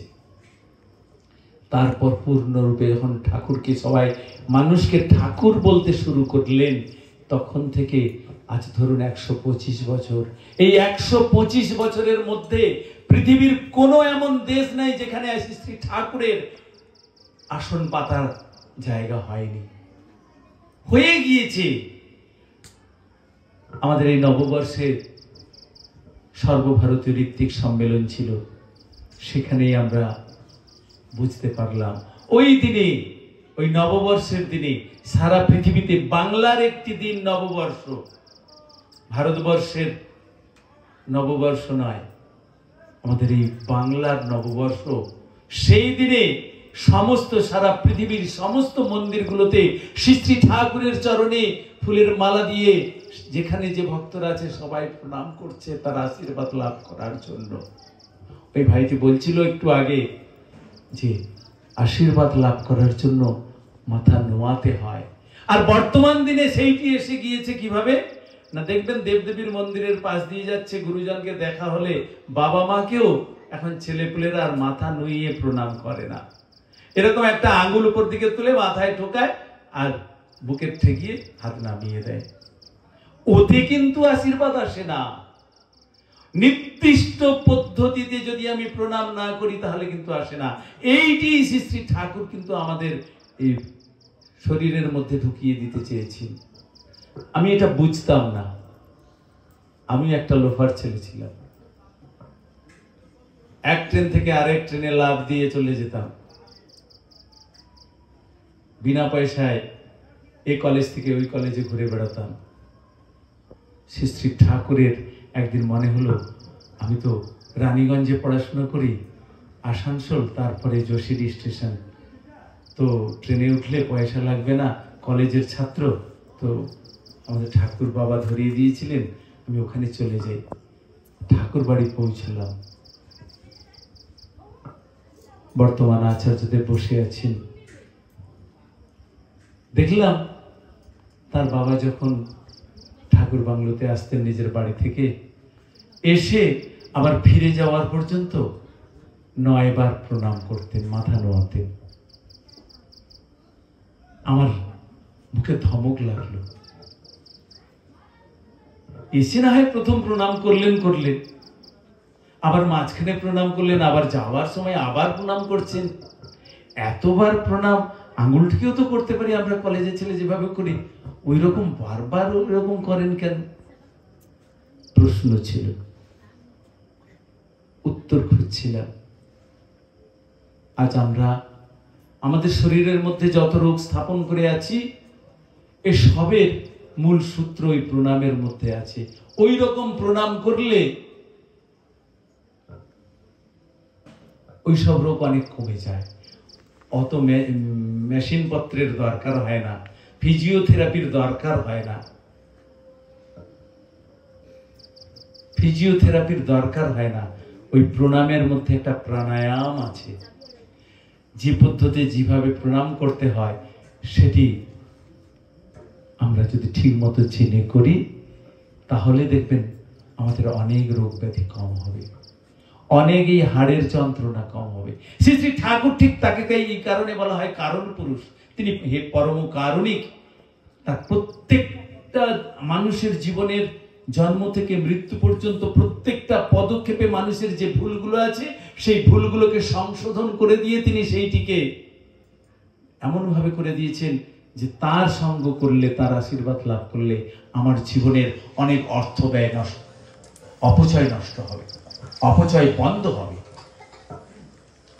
তাহলে এইটি শ্রী শ্রী ঠাকুর বলছে, বললেন পিতায় শ্রদ্ধা মায়ের টান, সেই ছেলে হয় সাম্যপ্রাণ। মাতৃভক্তি অটুট যত, সেই ছেলেই হয় কৃতি তত। তাহলে এই যে বাবা মাকে শ্রদ্ধা করা, এইটি তো আমাদের মনের মধ্যে থেকে হারিয়ে গেছে। তিনি হলেন পরম পিতা আর আমার বাবা মা হলেন জন্মদাতা। এই জন্মদাতাকে নিত্য তুমি করো নমস্কার।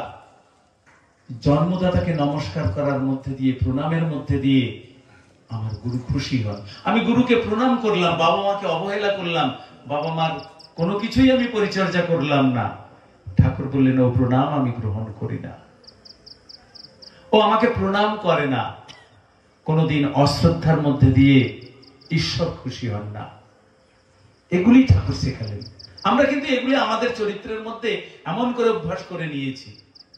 খুব ধুমধাম করে গ্রামের মধ্যে মন্দিরের সামনে পুজো করছি, যা কিছু করছি, ঘরে বাবা মা অবহেলিত হয়ে পড়ে আছে, তার এতটুকু হয়তো খাদ্য বা বস্ত্র কিছুই জোগান নাই। অথচ আমার নাম বড় বড় করে লিফলেটে লেখা আছে, আমি অমুক করছি, লোকে ঘোষণা করছে, আমার তোয়াজ করছে, আমি খুব খুশি হয়ে সেখানে মুখ পেতে দাঁড়িয়ে আছি। এতে কিন্তু যে দেবতার পুজো করছি তিনি খুশি হন না। তাই তিনি বলছেন, এইগুলি শেখাচ্ছেন, এইগুলি আমাদের দীক্ষার মধ্যে দিয়ে শেখানো হয়। আর এই শিখলে যা কিছু শিখি তা কিন্তু হৃদয়ঙ্গম হয়ে আমার জীবনে কর্মে রূপায়িত হতে পারে। সেটির মূল সূত্র হচ্ছে ইষ্টপ্রীতি। ওই ভাইটি সুন্দর করে ব্যাখ্যা করছিল। কিন্তু ইষ্টপ্রীতি হলো ইষ্টপ্রীতি হলো ইষ্টকে দেওয়ার জন্য। ঠাকুর বললেন ইষ্টপ্রীতি ইষ্টকে দিস, করিস না তাই বঞ্চনা, অন্যকে তা দিলেই জানিস আসবে বিপাক গঞ্জনা। শ্রী শ্রী ঠাকুর বলছেন ওটা কেবলমাত্র আমার, নিঃস্বার্থ ভাবে ওইটি আমাকে দিতে হয়। দেখবেন যারা আমাদের গুরু ভাইয়েরা ইষ্টপ্রীতি পাঠান, তাদের একটি আশীর্বাদিক কাগজ প্রতি মাসেই তাদের কাছে আসে। ওর প্রথম লেখা আছে, প্রথম লাইনে পড়ে দেখবেন, শতস্বেচ্ছ আগ্রহ উদ্দীপী নিঃস্বার্থ দান। কোন প্রত্যাশা না রেখে ঈশ্বরকে দিতে শেখা। এই প্রত্যাশা রহিত যে আমার দান, সেইটি আমরা প্রতিদিন সকালবেলা সব কাজের পূর্বে ঘুম থেকে উঠেই প্রথম দিতে হয়। এই যে নিষ্ঠা ভরে এইটি প্রতিদিন দেওয়া এবং 30 দিনের দিন গুরুগৃহে প্রেরণ করা, এইটির মধ্যে দিয়ে একটি ব্রত সমাপন হয় একটা মানুষের জীবনে। যে মানুষ, এখানে মায়েরা আছেন, দাদারা আছেন, অনেকেই দেবদেবীর মন্দিরে সারাদিন উপোস থেকে পুজো দিতে যান, ব্রত পালন করেন, দুর্গা অষ্টমী করেন, কত কিছু, ওই শিব মন্দিরে পুজো দিতে যান, কত কিছু করেন। সবের মধ্যে দেখবেন না খেয়ে দিয়ে নানান রকম ভাবে আতপ চালের ভাত খেয়ে এসব করে তার আশীর্বাদ লাভ করার জন্য কত কষ্ট করেন। আর পুজো দেওয়ার পর, পুষ্পাঞ্জলি দেওয়ার পর এসে অন্ন জল গ্রহণ করেন। আর ঠাকুর বললেন তাহলে একদিন আমি বছরের মধ্যে যদি ব্রত পালন করে কিছু পেতে পারি, প্রতিদিন যদি ঠাকুর সহজভাবে এই ব্রত পালন করার কথা বলেন, এবং সেটা যদি আমি পালন করি তাহলে আমার 365 গুণ হয় কিনা লাভটা। এই সহজ কথাটা প্রত্যেকটা মানুষ বুঝতে পারে না, তাই একদিন ব্রত পালনের জন্য তারা নিজেদেরকে তৈরি করে। আর আমার ঠাকুর বললেন 365 দিন ওই ব্রত পালন করো, তাহলেই কিন্তু আমার জীবনের সম্পূর্ণ পরিপূর্ণ রূপ আমি দেখতে পাবো। এই ভাইটি বলছিল, শ্রী শ্রী ঠাকুর বলছেন একটি মানুষ যদি নিয়ম মতো তার জীবন চালনা করে, তাকে সংসার ত্যাগ করতে হবে না, পরিবার থেকে বিচ্ছিন্ন হতে হবে না, তার পড়াশোনা, বিদেশে যাওয়া, কোথাও কোনো কিছুতে আটকাবে না, সমস্ত কিছু তার এই নিয়ম পালনের মধ্যে দিয়ে সে করতে পারবে। করতে করতে তাকে দেবতায় বানাবে, দেবতা তৈরি হয়ে যাবে। তাহলে শ্রী শ্রী ঠাকুর এলেন এবারের একটি মিশন নিয়ে, যেটি ওই ভাইটি বলছিল যে যুগ যুগ ধরে তিনি বারবার এসেছেন, শেষ কলকি অবতার রূপে তিনি এসে এবারে মানুষ গড়ার কারখানা করলেন, ম্যান মেকিং ফার্ম।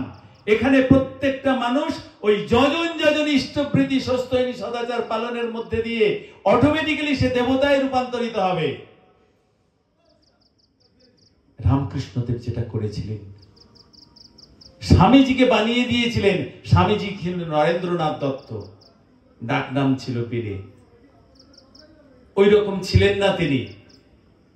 19 বছর বয়সে শ্রী শ্রী ঠাকুরের কাছে আসলেন, রামকৃষ্ণদেবের কাছে তার জীবনের কিছু পাওয়া চাইতে এসেছিলেন। আর শ্রী শ্রী ঠাকুর রামকৃষ্ণদেব জন্মগ্রহণ করেছিলেন, পূর্বজন্ম থেকেই তিনি নির্ধারণ করে রেখেছিলেন এবারের তিনি ওইভাবে লীলা করবেন।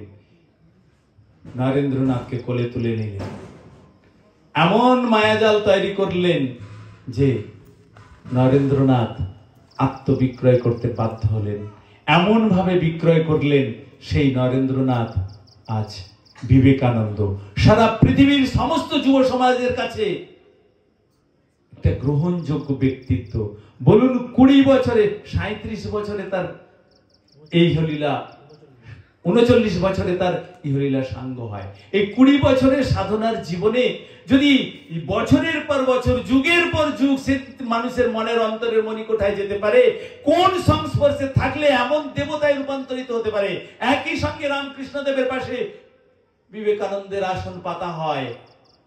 বুঝতে পারেন মানুষকে দেবতায় রূপান্তরিত করার ক্ষমতা কেবলমাত্র পরম পুরুষের আছে। এবারে এলেন শ্রী শ্রী ঠাকুর, বললেন আমি তো বেশি দিন থাকবো না, কিন্তু এবারে 10,000 বছর ধরে আর আমার আশা লাগবে না। এই 10,000 বছরের মধ্যে দেখা যাবে এমন অনেক মানুষ তার এই নীতিবিধি পালনের মধ্যে দিয়ে ওই রকম আসনে বসতে পারবেন। তিনি দেবতা বানাতে চাইছেন, তিনি দেবতা বানাতে চাইছেন। রামচন্দ্র প্রথম তৈরি করে দিয়েছিলেন, সেই সূত্র এখনো তিনি এবারেও প্রমাণ করে দিতে চাইছেন। রামচন্দ্র কি করেছিলেন জানেন? বনের ওই জন্তুটা, হনুমানটা, তাকে তুলে এনেছিলেন। তাকে এখন আমরা ঘরে বসে পূজা করি, আসন পেতে, তার আসন পেতে পূজা করি, কি করি না? হনুমানের পূজা হয়। হনুমান কি? বন্য জন্তু। বন্য জন্তুর এমন প্রেম ভালোবাসা ছিল, যে প্রেম ভালোবাসা তিনি পেয়েছিলেন, সেই প্রেম ভালোবাসার বিতরণের জন্য প্রত্যেকটা মানুষের জীবনে এখনো তার স্থান হয়ে আছে, তাকে আমরা পুজো করি। তাহলে বন্য জন্তুকে যদি দেবতায় রূপান্তরিত করতে পারেন, শ্রী শ্রী ঠাকুর বলছেন এবারেও সম্ভব সমস্ত মানুষকে দেবতায় রূপান্তরিত করা। কিন্তু বলে কথা হচ্ছে ওই একটি বিধি তো পালন করতে হবে। এই 6 জন যাজন ইষ্টপ্রীতি, ওইটি করার মধ্যে দিয়ে যেমন আকুতি নিয়ে আমি ওইটি করব, তেমন আমার জীবনে লাভ হবে। কি হবে? এত টাকা পয়সা, গাড়ি বাড়ি, এসব কিন্তু আমার এই নশ্বর দেহ যেদিন চলে যাবে, সবটাকে আমাকে ছেড়ে দিয়ে যেতে হবে। মিথ্যা মায়াজালে আমি আবদ্ধ হয়ে থাকি, এসব ছেড়ে যেতে হবে। যেটার জন্য আমার প্রয়োজন সেটি আমি উপার্জন করার জন্য যা করা দরকার তা করি না। যুক্তি দিয়ে, বুদ্ধি দিয়ে নিজেকে যাচাই করতে চেষ্টা করি। ঠাকুরের এই বিধানটা এমন কি, ওগুলো ওদের বোধহয় প্রতিষ্ঠানের প্রয়োজনে করে। ঠাকুর বলছেন তা নয়, তা কখনো নয়। ওটি কেবলমাত্র আমার। আমি গরিব ব্রাহ্মণের ছেলে, আমাকে কেউ দিলে আমি সঙ্গে সঙ্গে তাকে শত গুণে গুণান্বিত করে ফেরত দিই। এইটি হচ্ছে আমার রীতি। এবারের আমি কলকি অবতার রূপে এসে এটি তোমাদেরকে দিতে চেয়েছি। তোমরা মনি আমার কথাটা শোনো, তোমার বুদ্ধি বা কৌশল দিয়ে আমাকে জানতে চেষ্টা করো না, যা বলি তাই শোনো। এই হলো শ্রী শ্রী ঠাকুর অনুকূলচন্দ্র। অনেক কথা আছে, অনেক লীলা তার জীবনের আছে, যা দিয়ে তিনি বারবার প্রমাণ করে দিয়েছেন। তিনি যা দিয়েছেন বিধান, সেটি হচ্ছে অমোঘ। তার বিরুদ্ধে না বলি। আজকে ওই ভাইটি সত্যানুষ্ঠানের ওই কথাটা বলছিল, স্কুলে গেলেই তাকে ছাত্র বলে না, আর মন্ত্র নিলেই তাকে শিক্ষক শিষ্য বলে না। হৃদয়টি গুরুর আদেশ পালনের জন্য সর্বদা উন্মুক্ত রাখতে হয়। তিনি যাই বলে দেবেন তাই করতে হবে, বিনা আপত্তিতে, বিনা ওজরে, বরং পরম আনন্দে। যে ছাত্র বা শিষ্য প্রাণপণে গুরুর আদেশ পালন করেছে সে কখনোই বিফল হয়নি। কত সুন্দর করে তিনি বলেছেন। আপনারা জীবনে প্রয়োগ করে দেখুন, জীবনে আনন্দ পাবেন। সবাই ভালো থাকুন, সবাই আনন্দে থাকুন। এই পরিবারের সর্বাঙ্গীন মঙ্গল প্রার্থনা করি। যে গৃহ আজ আমাদের বসবাসের জন্য তৈরি হয়েছে, তার শুভ উদ্বোধন হলো বৈদিক মন্ত্রে ধূপ প্রদীপ জ্বালিয়ে যজ্ঞ করে। এটি একটি মহান কর্ম। এই ঘরে দেবতার অবস্থান থাকুক, আর আমরা তার চরণতলে থেকে নিজেদের জীবনকে সুন্দরে সুন্দরে সুন্দরে নিজের জীবনকে রূপায়িত করতে পারি। আমি সুন্দর দেখিয়া সুন্দর হইব, সুন্দর করিব সার। এখানে আজকে সৎসঙ্গ শেষ হবে, আমাদের সময়সীমা প্রায় অতিক্রান্ত হয়ে আসছে। সবাই একসাথে বলুন, অনুকূল চন্দ্র কি বন্দনা গাও, বন্দে পুরুষোত্তমম। অনুকূল চন্দ্র কি বন্দনা গাও, বন্দে পুরুষোত্তমম। অনুকূল চন্দ্র কি বন্দনা গাও, বন্দে পুরুষোত্তমম। অনুকূল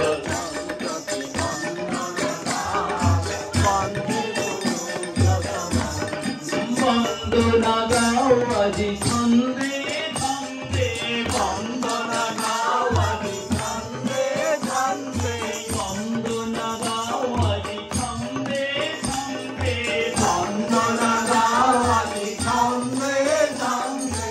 তার ভব করুই করো, বন্দনা গাও আজি ছন্দে ছন্দে।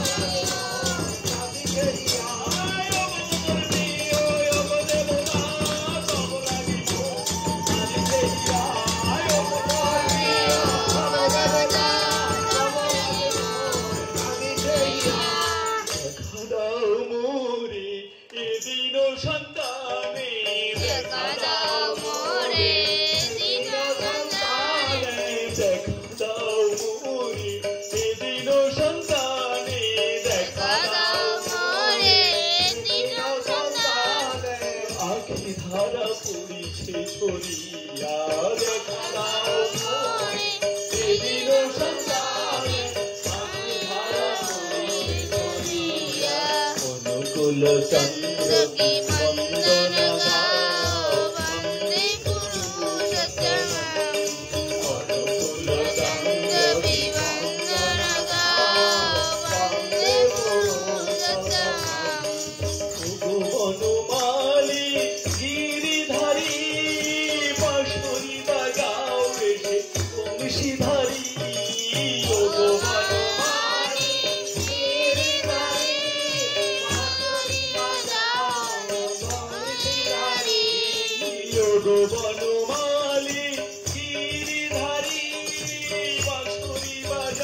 রেখে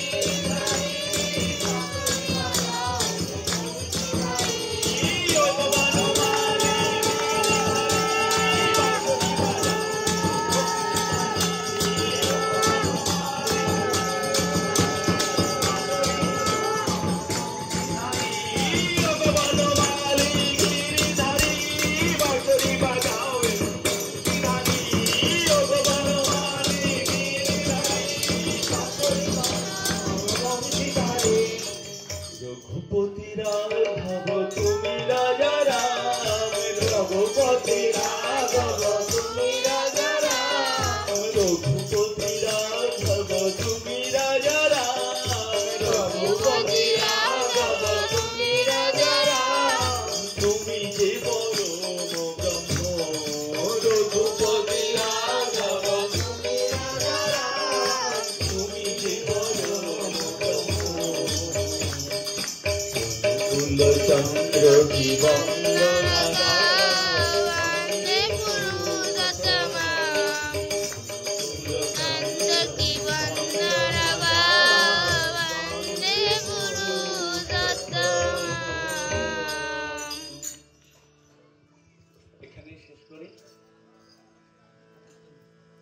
এখানেই শেষ করি বন্দে পুরুষোত্তমম বন্দে পুরুষোত্তমম পুরুষোত্তমম বন্দে পুরুষোত্তমম বন্দে পুরুষোত্তমম বন্দে পুরুষোত্তমম পরম দয়াল পরম প্রেমময় শ্রী ঠাকুর অনুকূল চন্দ্র জি কি জয় পরম দয়াল পরম প্রেমময় শ্রী ঠাকুর অনুকূল চন্দ্র জি কি জয় পরম দয়াল পরম প্রেমময় শ্রী ঠাকুর অনুকূল চন্দ্র জি কি জয় রাধা জগৎ জননী শ্রী বড় মা কি পরম রাধা জগৎ জননী শ্রী বড় মা কি পরম পদ্মা জগৎ জননী শ্রী বড় মা কি পরম পূজ্যপাদ শ্রী বর্দা কি পরম পূজ্যপাদ শ্রী বর্দা কি পরম পূজ্যপাদ শ্রী বর্দা কি পরম পূজ্যপাদ শ্রী আচার্য দেব কি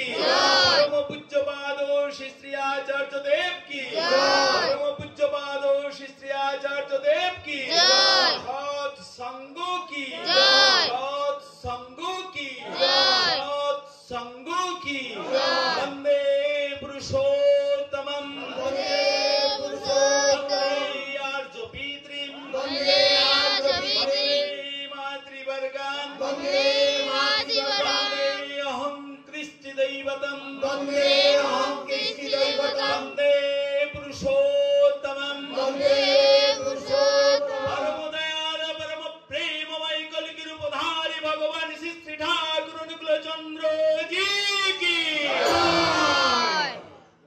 জয় গুরু। এখানেই সৎসঙ্গ শেষ হলো।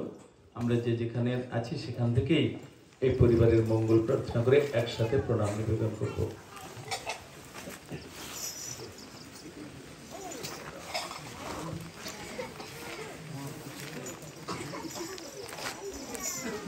বন্ধ দেই।